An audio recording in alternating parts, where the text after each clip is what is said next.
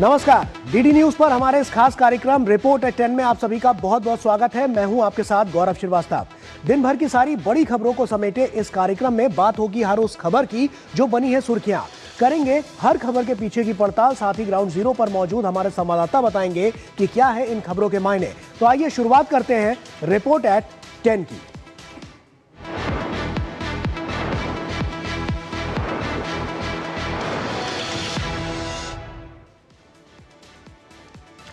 और आइए शुरुआत करते हैं रिपोर्ट एट 10 की और सबसे पहले नजर डालते हैं आज की प्रमुख सुर्खियों पर। सबसे पहले हम बात करेंगे प्रधानमंत्री मोदी की दो टूक की। आतंकवाद पर दोहरे मापदंड मंजूर नहीं, ये कहना है प्रधानमंत्री नरेंद्र मोदी का। और क्या कुछ इसमें अहम बातें निकलकर सामने आई हैं, यह हम आपको रिपोर्ट के जरिए दिखाएंगे। अगली खबर की बात करें तो अगली खबर होगी मलेशिया से भारत का संदेश, शांति, सुरक्षा और रणनीतिक साझेदारी किस तरह से बहुत बड़ा संदेश देते हुए नजर आए हैं, सब कुछ हम बताएंगे अपनी इस ग्राउंड रिपोर्ट के जरिए। इसके अलावा तीसरी खबर का रुख करें तो भाजपा राज में प्रहार, अंतिम कगार पर पहुंचा नक्सलवाद। क्या कुछ कहा है गृह मंत्री अमित शाह ने छत्तीसगढ़ में और किस तरह से जो आगे की रूपरेखा है वो रखी जाएगी, क्योंकि डेडलाइन तय है 31 मार्च 2026। दिखाएंगे जमीनी हकीकत इस रिपोर्ट की। और उसके अलावा अंतरराष्ट्रीय खबरों की बात करें तो यूएस ट्रेड डील, किसान के हितों से नो कॉम्प्रोमाइज। किस तरह से यह ट्रेड डील जो है वो अपने आप में आगे की यानी कि भविष्य की एक राह तय करती हुई नजर आती है। इसके लिए हम रिपोर्ट भी आपको दिखाएंगे और जमीनी हकीकत क्या कहती है वो भी बताएंगे। अगली खबर का रुख करें तो हेमंता का सीधा वार गौरव गोगोई, परिवार और पाकिस्तान कनेक्शन, क्या कुछ कह रहा है, क्या कुछ इसके मायने हैं, रिपोर्ट के जरिए हम आपको बताएंगे। अगली खबर की बात करें तो यूसीसी पर जल्दबाजी नहीं बल्कि सहमति जरूरी, संघ प्रमुख की दो टूक। यह अपने आप में बहुत बड़ी पहल नजर आती है और किस तरह से ये दो टूक आने वाले समय के लिए बहुत बड़ी चेतावनी के रूप में इसको देखा जा रहा है, यह हम आपको बताएंगे। इसके अलावा अगली खबर का रुख करें तो खुशी के मेले में चीख पुकार, झूला टूटा जिंदगी टूट गई। क्या कुछ हुआ है, कैसे हुई ये दुर्घटना, सब कुछ हम आपको बताएंगे इस रिपोर्ट के जरिए। अगली खबर का रुख करें तो आठवीं खबर हमारी होगी जेल में मौत या साजिश, बांग्लादेश में हिंदू नेता की संदिग्ध मौत, आखिर किस तरह से उसके बाद इसके व्यापक परिणाम देखने को मिल रहे हैं, यह भी हम आपको बताएंगे। अगली खबर का रुख करें तो अमेरिका को दो टूक, ईरान नहीं छोड़ेगा यूरेनियम एनरिचमेंट। तो क्या कुछ इस खबर के मायने और इंटरनेशनल फोरम पर क्या कुछ इसका इंपैक्ट पड़ता हुआ नजर आ रहा है, बताएंगे आपको। अगली खबर का रुख करें तो 10वीं हमारी महत्वपूर्ण खबर जो रहेगी वो है T20 विश्व कप से जुड़ी हुई। इंग्लैंड और न्यूजीलैंड का जीत से आगाज साफ तौर पर देखने को मिला है और ऐसे में हम आपको ये तमाम जो अहम खबरें हैं उनसे रूबरू कराएंगे। तो चलिए शुरुआत करते हैं रिपोर्ट एट 10 की।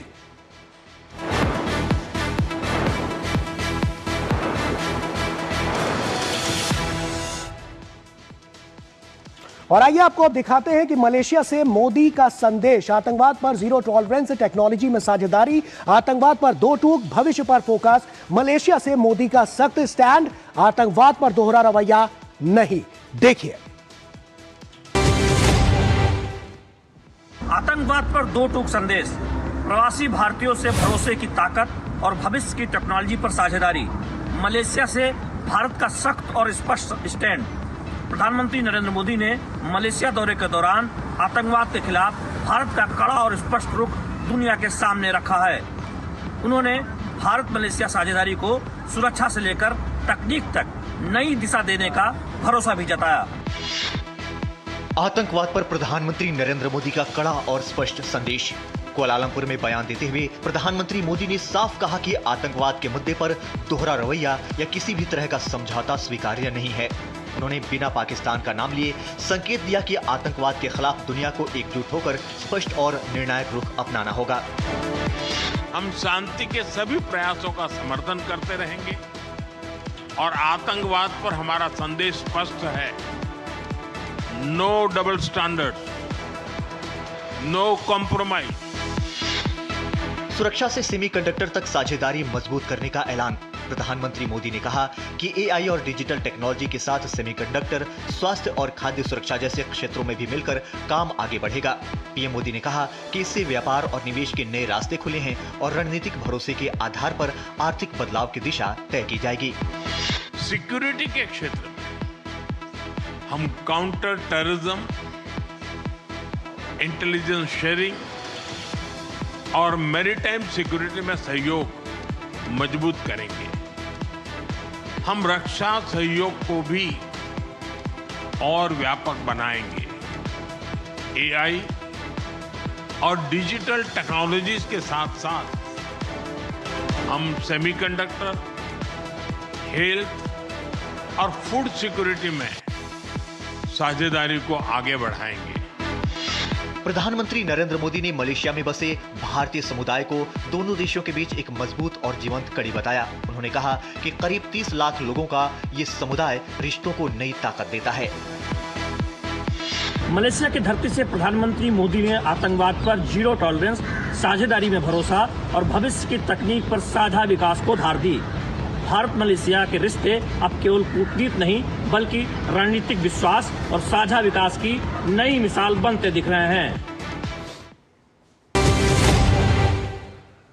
प्रधानमंत्री नरेंद्र मोदी ने अपनी मलेशिया यात्रा के दौरान वैश्विक शांति और स्थिरता के प्रति भारत की प्रतिबद्धता को दोहराया। उन्होंने आसियान और इंडो पैसिफिक क्षेत्र में मलेशिया की भूमिका को समर्थन देने की बात कही और इसके साथ ही दोनों ही देशों ने इस बात को स्पष्ट किया कि वो क्षेत्रीय और समग्र रणनीतिक साझेदारी को और भी मजबूत करने के लिए मिलकर काम करेंगे। हम आसियान के साथ पूरे इंडो पैसिफिक क्षेत्र में विकास, शांति और स्थिरता के लिए प्रतिबद्ध है।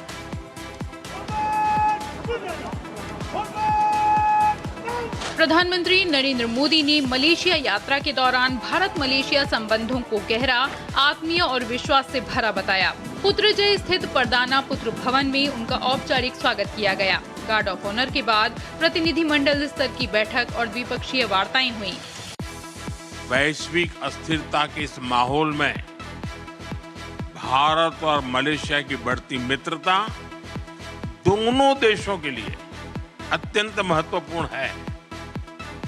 हमारा साझा मत है कि आज के चैलेंजेस का समाधान करने के लिए ग्लोबल इंस्टीट्यूशंस का रिफॉर्म बहुत जरूरी है। दोनों नेताओं के बीच हुई वार्ताओं के बाद कुल 16 आउटकम डॉक्यूमेंट्स सामने आए हैं। इन समझौतों में आपदा प्रबंधन, भ्रष्टाचार के खिलाफ कार्रवाई में संस्थागत सहयोग, सेमीकंडक्टर क्षेत्र में साझेदारी, स्वास्थ्य सुरक्षा और शिक्षा जैसे अहम क्षेत्र शामिल हैं। मलेशिया में यूपीआई सेवाओं की शुरुआत भी तय हुई है। भारत जल्द ही मलेशिया में एक नया काउंसलेट खोलेगा, जिससे पर्यटन और प्रवासी भारतीयों को सुविधा मिलेगी। इसके अलावा कामगारों की सामाजिक सुरक्षा और ऑडियो वीडियो संयुक्त निर्माण को लेकर भी समझौते हुए।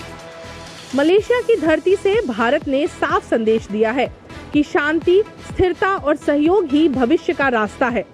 रणनीतिक साझेदारी के इस नए अध्याय से भारत और मलेशिया के रिश्तों को नई ऊंचाई मिलने की भी उम्मीद है। छत्तीसगढ़ से केंद्रीय गृह मंत्री अमित शाह ने ये साफ कर दिया है कि नक्सलवाद का खेल अब खत्म होने वाला है। कांग्रेस और वामपंथी सरकारों पर गंभीर आरोप लगाते हुए अमित शाह ने कहा कि जिन्होंने माओवाद को पनाह दी, आज वही विकास की बात कर रहे हैं। भाजपा के राज में छत्तीसगढ़ अब बंदूक नहीं बल्कि विकास की राह पर आगे बढ़ रहा है।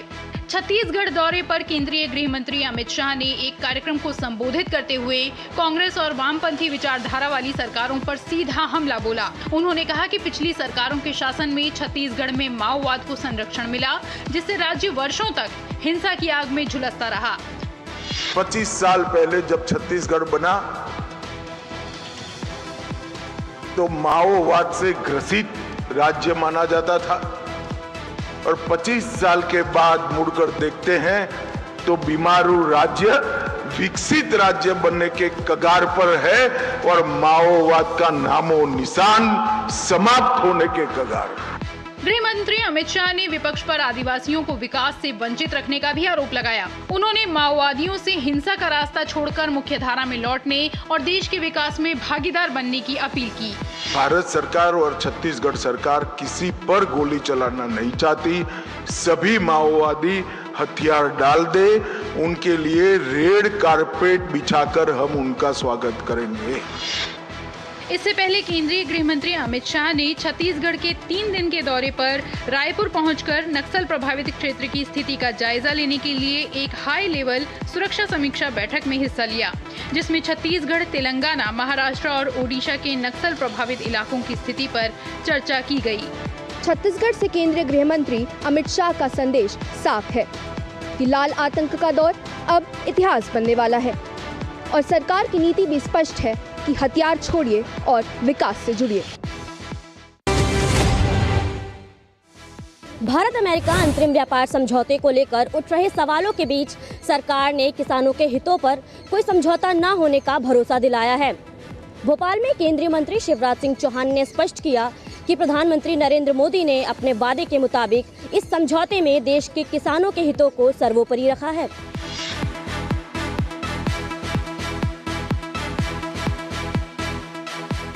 व्यापार समझौता हुआ, लेकिन किसानों से कोई समझौता नहीं। भारत अमेरिका डील पर भोपाल से सरकार का दो टूक संदेश। भारत अमेरिका अंतरिम व्यापार समझौते पर केंद्रीय मंत्री शिवराज सिंह चौहान ने कहा कि प्रधानमंत्री मोदी ने अपने वादे के अनुसार इस डील में किसानों के हितों का पूरा ध्यान रखा है। उन्होंने साफ किया कि किसी भी ऐसे कृषि उत्पाद को समझौते में शामिल नहीं किया गया है जिससे भारतीय किसानों को नुकसान पहुंच सकता हो। राष्ट्र हित सर्वोपरि, किसान हित सर्वोपरि। प्रधानमंत्री जी ने कहा था मैं देश नहीं झुकने दूंगा और किसानों के हितों पर कोई आंच नहीं आने दूंगा। आप इस ट्रेड डील में देखेंगे कि ये दोनों चीजों का पूरा ध्यान रखा गया है।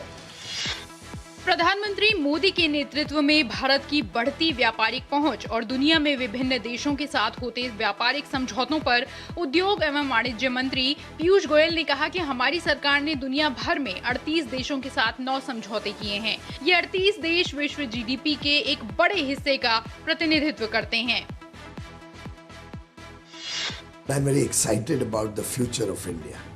I can see before my eyes all these international engagements, and we've done 9 agreements across the world, east, west, covering different continents, covering 38 countries.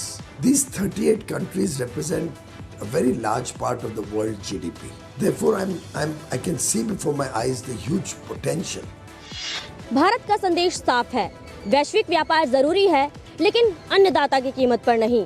Bharat America समझौते में देश के किसानों के हितों की सुरक्षा के साथ ही आगे की रणनीति तय की जाएगी। राष्ट्रीय सुरक्षा से जुड़े आरोप और सवालों के घेरे में एक सांसद। असम के मुख्यमंत्री हिमंता बिस्वा शर्मा ने कांग्रेस नेता गौरव गोगोई पर ऐसे आरोप लगाए हैं जिसके बाद कांग्रेस पार्टी की मुश्किलें बढ़ गई हैं।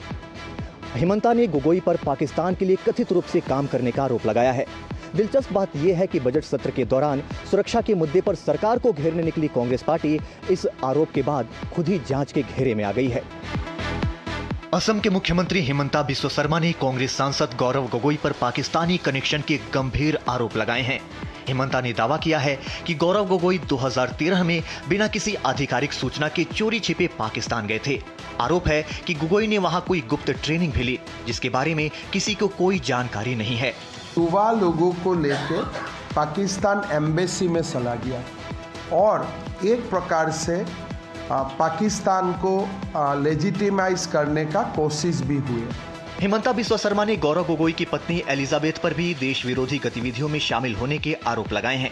आरोप है कि एलिजाबेथ ने एक निजी कंपनी में काम करते हुए पाकिस्तान के साथ कई संवेदनशील जानकारियां साझा की। दरअसल एलिजाबेथ कथित तौर पर एक पाकिस्तानी नागरिक अली तौकीर शेख के संपर्क में थी। हालांकि गौरव गोगोई इन आरोपों पर सीधा जवाब देने से बचते नजर आए। यह पूरी तरह से निराधार बात है। उन्होंने राष्ट्रीय मीडिया के सामने बैठकर असम के मुख्यमंत्री के पद की गरिमा को ठेस पहुंचाई। National media. दरअसल गोगोई का पाकिस्तान कनेक्शन तब चर्चा में आया जब हाल ही में एक तस्वीर सोशल मीडिया पर वायरल हुई। इस तस्वीर में गौरव गोगोई कुछ युवाओं के समूह के साथ नई दिल्ली स्थित पाकिस्तानी दूतावास में नजर आ रहे हैं। स्वाधीनता आंदोलन की सूत्रधार रही कांग्रेस पार्टी का नाम देश विरोधी गतिविधि में आना काफी दुखद है। गौरव गोगोई को याद रखना चाहिए कि राष्ट्रहित के मुद्दे पर देशवासी कभी भी समझौता नहीं करेंगे। हालांकि इस मामले की गंभीरता को देखते हुए असम सरकार ने इसकी जांच केंद्रीय एजेंसी से करने की सिफारिश कर दी है। साथ ही ये भी स्पष्ट कर दिया है कि इस मामले में जवाबदेही अब तय होकर रहेगी।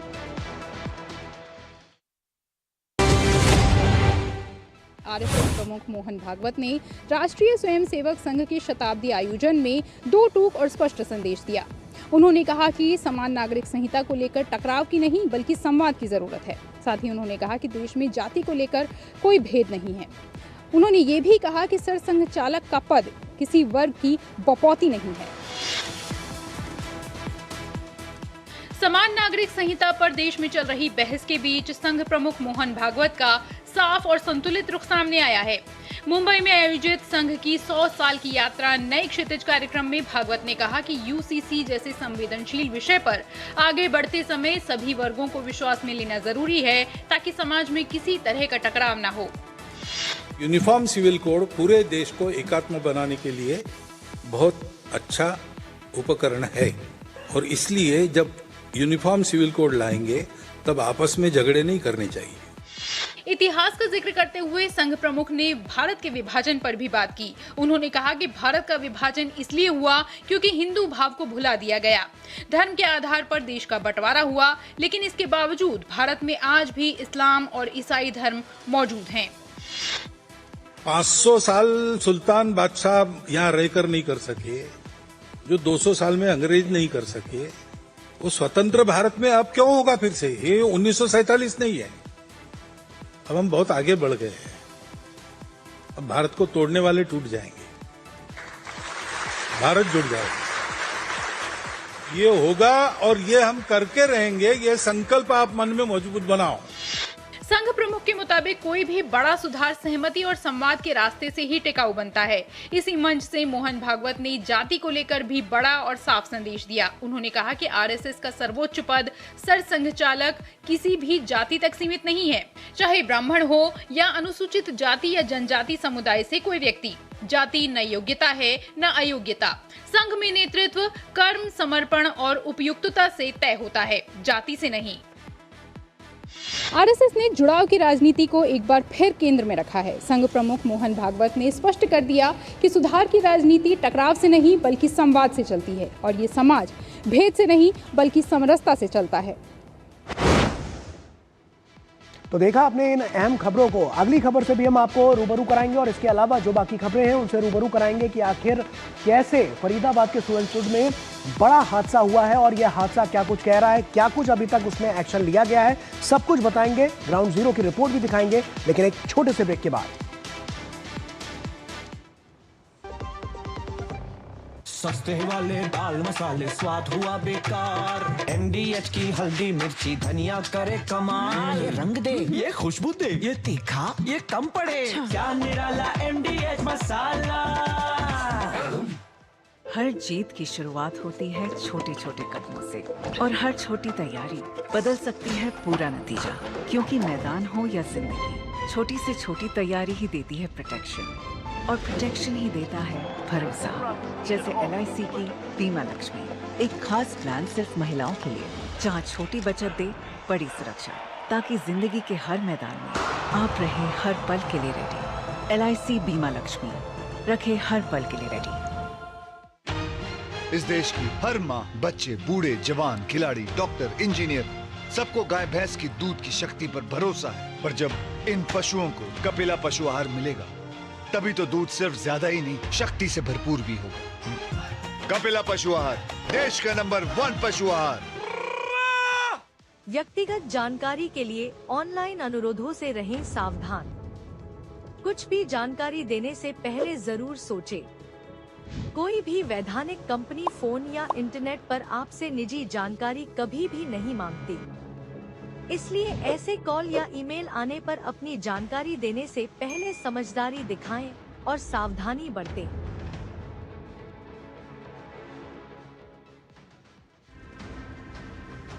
हरदम तैयार है, बिल्कुल तैयार है। हरदम तैयार है, बिल्कुल तैयार है। जी जाने से तैयार है, इसीलिए तो हम लहरों के पहरेदार हैं। जय भारती, जय भारती। हम है नौसेना, हम है भारत के सारथी। जय भारती,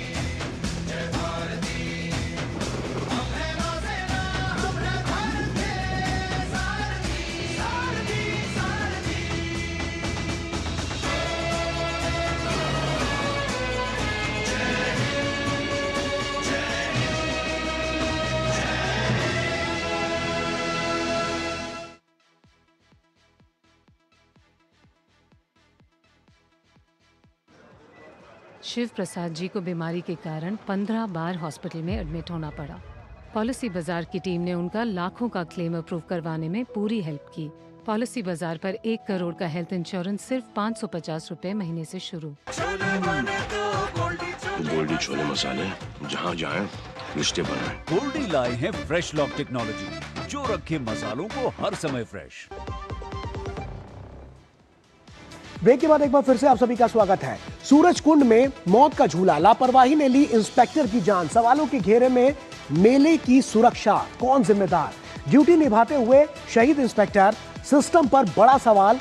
फन के नाम पर मौत, झूला, हादसे में प्रशासन सख्त।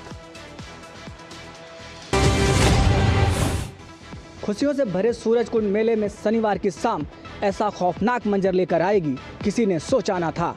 भयावहता का अंदाजा इसी बात से लगाइए कि ड्यूटी पर तैनात इंस्पेक्टर जगदीश प्रसाद ने घायलों को बचाने में अपनी जान गंवा दी। हालांकि सबसे बड़ा सवाल यही कि आखिर इस घटना का जिम्मेदार है कौन? हरियाणा के सूरजकुंड अंतर्राष्ट्रीय शिल्प मेले में शनिवार शाम झूला टूटने से बड़ा हादसा हो गया। झूले पर सवार लोगों को बचाने की कोशिश में ड्यूटी पर तैनात इंस्पेक्टर जगदीश प्रसाद की मौत हो गई। वहीं इस घटना में 1 दर्जन से अधिक लोग घायल हो गए, जिनका इलाज जारी है। अपनी ड्यूटी करते हुए इंस्पेक्टर जगदीश प्रसाद जी ने जो अपनी कुर्बानी दी है, उसका तो कोई मुकाबला नहीं है। विभाग की तरफ से हम पूरी जो हमारी मदद है वो करेंगे, परिवार की मदद करेंगे। सूरजकुंड मेले में हुए दुखद दुर्घटना के बाद हिमाचल फन केयर कंपनी के प्रोपराइटर मोहम्मद शाकिर और एक अन्य आरोपी नितेश के विरुद्ध गैर इरादतन हत्या का मामला दर्ज कर उन्हें गिरफ्तार कर लिया गया है। वहीं मामले की जांच के लिए थाना सूरजकुंड की एक विशेष अनुसंधान टीम गठित की गई है। टीम द्वारा वैज्ञानिक पहलुओं के आधार पर मामले की जाँच की जा रही है।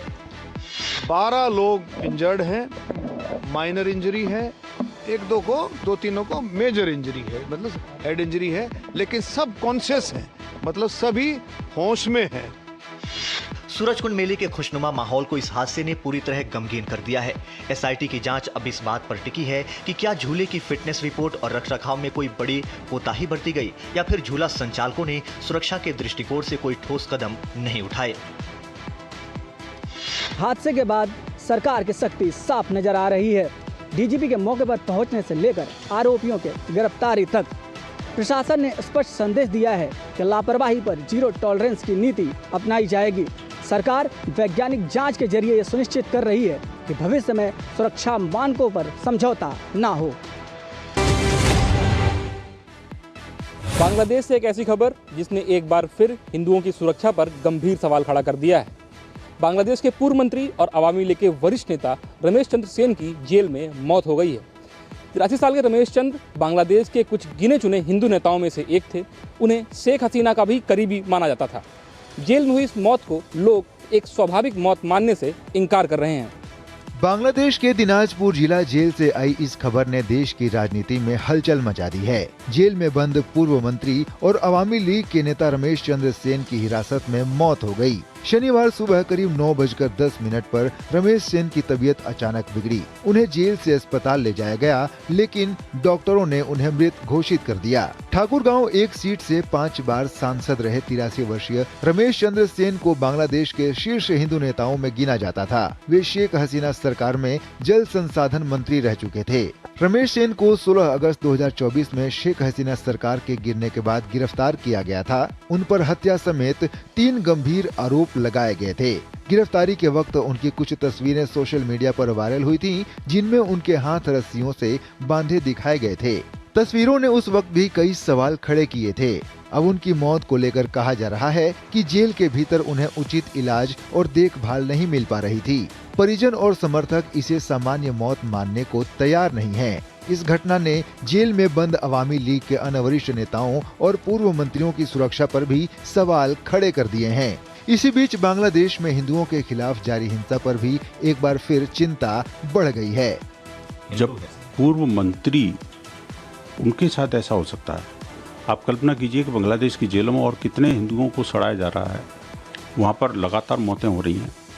पहले भी 2-3 घटना भी सामने आई है रिसेंट पास्ट में, और पिछले 2 महीने के अंदर लगभग 2 दर्जन हिंदू उन अतिवादियों और आतंकियों के द्वारा हलाल किए गए। विश्व हिंदू परिषद ने बांग्लादेश में रह रहे हिंदुओं की सुरक्षा को लेकर गंभीर चिंता जताई है और अंतर्राष्ट्रीय समुदाय से हस्तक्षेप की मांग की है। पुलिस हिरासत में रमेश चंद्र सेन की मौत ने बांग्लादेश में निष्पक्ष चुनावों, अल्पसंख्यकों की सुरक्षा और जेल व्यवस्था तीनों पर गंभीर सवाल खड़े कर दिए हैं। अब निगाहें इस बात पर टिकी हैं कि मामले की निष्पक्ष जांच होती है या इसे भी सियासी शोर में दबा दिया जाएगा। सवाल बहुत हैं, लेकिन जवाब कौन देगा? यूरेनियम एनरिचमेंट को लेकर अमेरिका और ईरान में क्यों है तनातनी, दिखाएंगे आपको एक छोटे से ब्रेक के बाद।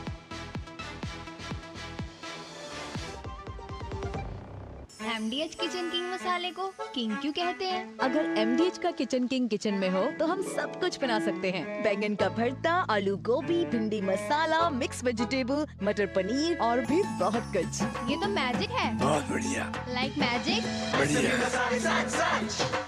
MDH। विभाग अनेक, कंप्लेंट बॉक्स 1। किसी भी सरकारी दफ्तर, विभाग या बैंक से जुड़ी शिकायत के लिए pgportal.gov.in पर जाएं, रजिस्टर करें, संबंधित विभाग चुनें, शिकायत दर्ज करें और ट्रैकिंग आईडी नोट करें। SMS या ईमेल पर एक्नॉलेजमेंट पाएं और शिकायत का जवाब सीधे मंत्रालय से प्राप्त करें। अब तक 1 करोड़ 12 लाख से अधिक भारतीयों ने भरोसा जताया। CP ग्राम्स, आपकी हर शिकायत का हल। अभी शिकायत दर्ज करें pgportal.gov.in। LIC युवा प्रोफेशनल्स के लिए लाए हैं नवजीवन श्री। करें नियमित प्रीमियम का भुगतान, जीवन बीमा का आनंद लें, प्राप्त करें प्रीमियम के प्रतिशत पर गारंटीकृत एडिशंस। अपने वित्तीय लक्ष्यों के अनुरूप मैच्योरिटी पर गारंटीकृत धनराशि पाएं। मौजूदा पॉलिसी धारकों के लिए आकर्षक अतिरिक्त लाभ। आज ही खरीदें। मेरी पसंद, मेरी पसंद, मेरी पसंद, मेरी पसंद, हमारी पसंद, हम सबकी पसंद। मजबूत देश का मजबूत सरिया हो गया स्टील। व्यक्तिगत जानकारी के लिए ऑनलाइन अनुरोधों से रहें सावधान। कुछ भी जानकारी देने से पहले जरूर सोचें। कोई भी वैधानिक कंपनी फोन या इंटरनेट पर आपसे निजी जानकारी कभी भी नहीं मांगती। इसलिए ऐसे कॉल या ईमेल आने पर अपनी जानकारी देने से पहले समझदारी दिखाएं और सावधानी बरतें।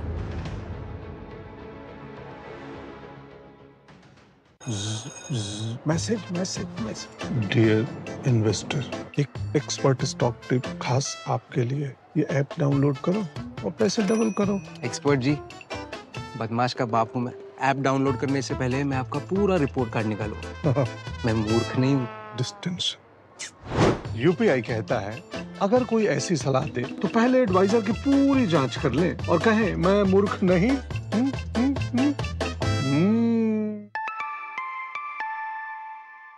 जाइए, आप भी किसी का टेस्ट लीजिए। गोल्डी छोले मसाले, जहाँ जाएं रिश्ते बनाएं। गोल्डी लाए हैं फ्रेश लॉक टेक्नोलॉजी, जो रखे मसालों को हर समय फ्रेश।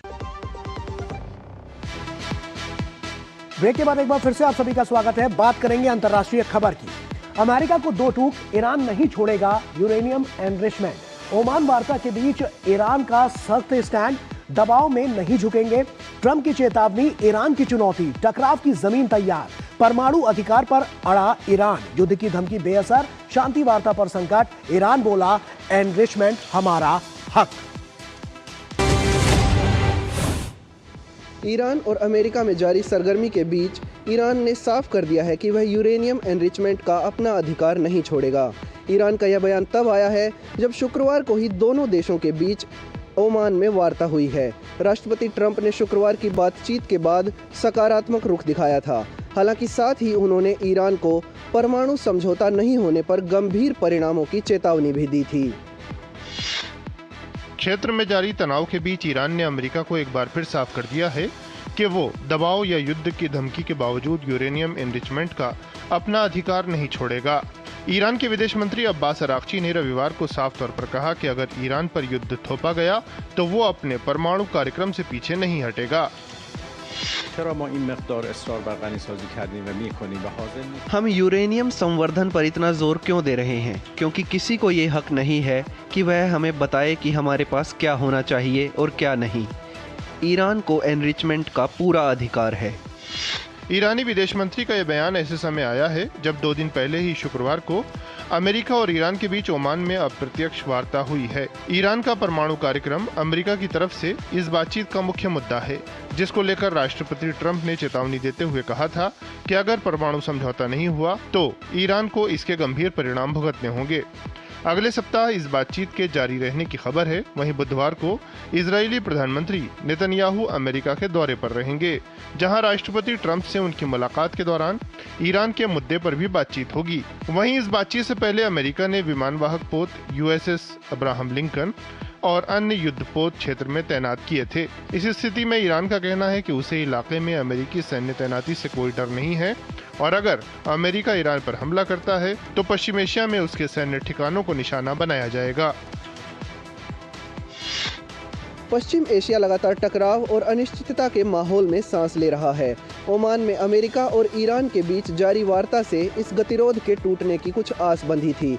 अब ईरान के ताजा रुख से लग रहा है कि शांतिपूर्ण प्रयास के ये समाधान आगे बढ़ने से पहले ही खटाई में पड़ सकते हैं। T20 क्रिकेट विश्व कप में न्यूजीलैंड और इंग्लैंड ने अपने अभियान का आगाज शानदार अंदाज में किया। आज खेले गए पहले मुकाबले में न्यूजीलैंड ने अफगानिस्तान को 5 विकेट से करारी शिकस्त दी। वहीं इंग्लैंड ने नेपाल को 4 रन से हराया। आईसीसी T20 क्रिकेट विश्व कप में ग्रुप दौर के मुकाबले जारी हैं। आज खेले गए पहले मैच में न्यूजीलैंड ने अपने अभियान की शुरुआत जीत के साथ की। टूर्नामेंट के ग्रुप डी में खेले गए मैच में न्यूजीलैंड ने अफगानिस्तान को 5 विकेट से हरा दिया। अफगानिस्तान ने पहले बल्लेबाजी करते हुए गुलबदीन नईब के अर्धशतक की मदद से 20 ओवर में 6 विकेट पर 182 रन बनाए थे। 183 रन के लक्ष्य का पीछा करने उतरी न्यूजीलैंड की शुरुआत खराब रही। दूसरे ओवर में मुजीब उर रहमान ने फिल एलन और सचिन रविंद्र के विकेट चटकाए। हालांकि इसके बाद टीम स्टिफर्ड और ग्लेन फिलिप्स ने मोर्चा संभाला और तीसरे विकेट के लिए 47 गेंदों में 74 रनों की साझेदारी की। फिलिप्स 25 गेंदों में 42 रन बनाकर पवेलियन लौटे, वहीं स्टिफर्ड ने 65 रनों की दमदार पारी खेली। इस प्रकार न्यूजीलैंड ने 17.5 ओवर में 5 विकेट पर 183 रन बनाकर जीत दर्ज की। वहीं आज खेले गए ग्रुप दौर के एक अन्य रोमांचक मुकाबले में इंग्लैंड ने नेपाल को हरा दिया। दोनों टीमों के बीच खेले गए शानदार मुकाबले में इंग्लैंड ने टॉस जीतकर पहले बल्लेबाजी करते हुए नेपाल के सामने जीत के लिए 185 रन का लक्ष्य रखा था। इंग्लैंड के लिए जैकब बेथेल ने 55 और कप्तान हैरी ब्रुक ने 53 रन की आक्रामक अर्धशतकीय पारी खेली। वहीं इंग्लैंड द्वारा दिए गए लक्ष्य का पीछा करते हुए नेपाल ने इंग्लैंड के सामने जीत की मजबूत दावेदारी पेश की। आखिरी ओवर में नेपाल को 10 रन चाहिए थे। हालांकि सैम करन की गेंदबाजी के सामने नेपाल सिर्फ 5 रन ही बना सका और 4 रन से मुकाबला हार गया। अफगानिस्तान और नेपाल को भले ही हार का मुंह देखना पड़ा हो, लेकिन इन दोनों टीमों की ओर से एक बड़ी पारी सामने आई। जाहिर है आने वाले समय में ये दोनों टीमें एक मजबूत प्रतिद्वंदी के रूप में सामने आएंगी। तो देश दुनिया की तमाम अहम और बड़ी खबरों को समेटे रिपोर्ट एट 10 में फिलहाल अभी के लिए इतना ही। पूरी टीम को दीजिए इजाजत। आप बने रहिए डीडी न्यूज के साथ। नमस्कार।